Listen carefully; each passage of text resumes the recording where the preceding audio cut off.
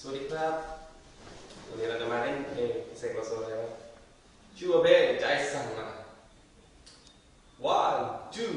three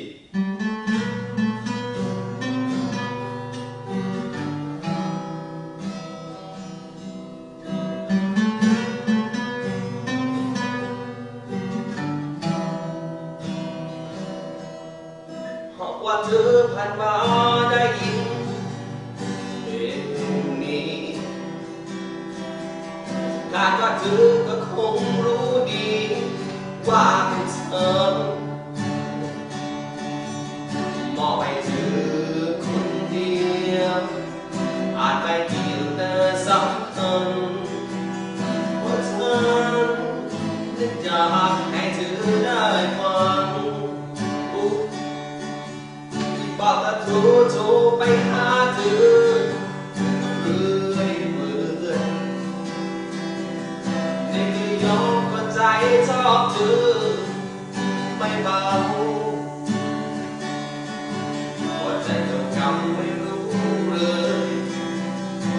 ว่าเธอไม่ชอบเราไม่สนแล้วไม่เอาไม่อยากคุยก็เลยมาร้องเพลงบอกแค่อยากให้เธอนั้นเข้าใจให้สิ่งที่ฉันทำลงไปใจสั่นมาอยากโกรธเลยนะคนดียกโทษให้ฉันนะแก้วตาเขารักเธอไม่มาจะไม่ถูก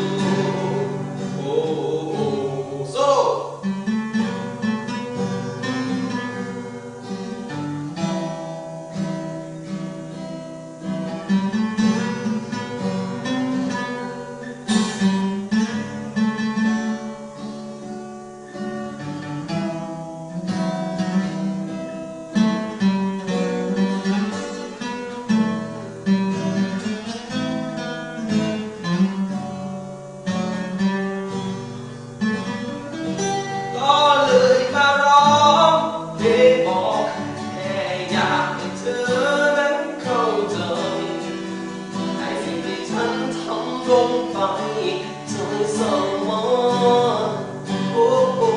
อยากโดนได้นะ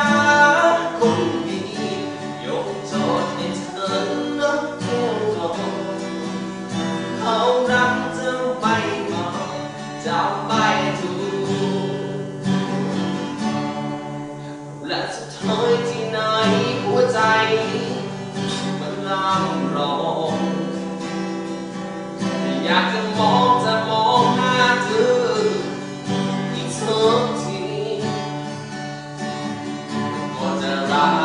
เธอไปคนใจดำหน้าตาดีขอโทษเธอสักที